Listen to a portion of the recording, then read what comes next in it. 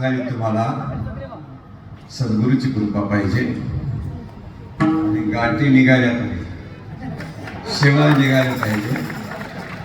शेवा निघाल्याशिवाय कळत नाही. म्हणून कीर्तन ऐकायला तर तुमच्यामध्ये बदल झाला पाहिजे. महाराज जे सांगायला तर अगदी स्पष्ट आणि सरळ आणि सोपं सांगायचं. जर आपण शेतात गेलो, कोण्या विहिरीत पाणी पियायचं असेल वजळीनं, किंवा नाल्या कोण्या वड्याचं पाणी पियायचं असेल, त्याच्या शेवा लागेल.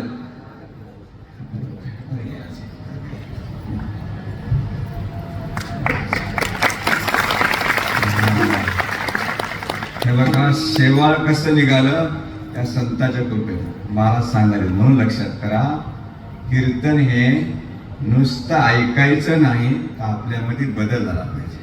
सोपं समजा, अजून सोपं. आता कोणी झोपलेलं असेल, ते झोपलेलं असेल पांघरून, वळल्यावर उठते.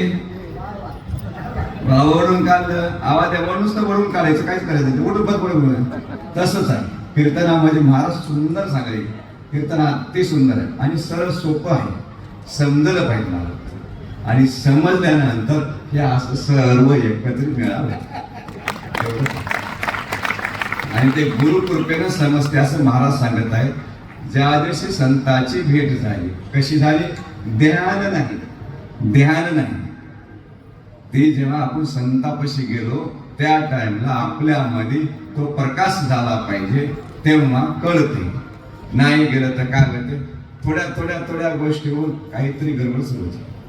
ते असं पांघरण झालं पाहिजे, निघालं पाहिजे. सुंदर सुंदर आता कीर्तन खूप. आणि महाराज समजून असं स्वतः आढळतो वकील इथं. आणि आपलं आज परम भाग्य नर्मदा किनाऱ्यावर महाराज इथं ब्रह्मांड घाट.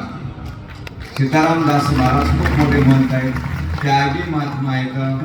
हे उज्जैन आले तर उज्जैन महाकालेश्वर हत्ती प्रेमी संत. आमची काही ओळख नव्हती, आम्ही हत्ती मिरवणुकी लावायसाठी म्हणून गेलो होतो. आमचे प्रभुदास महाराज अयोध्येचे, त्यांनी आम्हाला घेऊन फोनवर संपर्क साधून दिला आणि महाराजांपाशी पोहोचलो. आणि एवढं महाराजांचं प्रेम, मला स्नेह मिळालं तेव्हा उज्जैनला. खूप छान.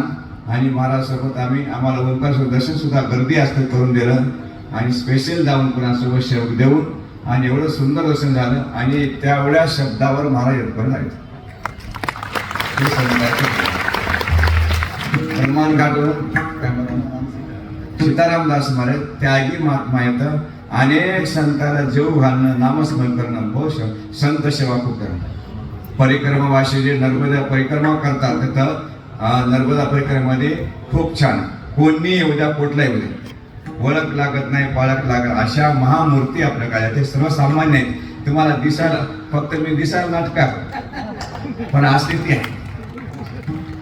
असली म्हणजे राहण्याला तसं आहे. तुम्हाला काय राहणीमान चांगलं दिसलं की महाराज मोठे दिसतात, राहणीमान आहे.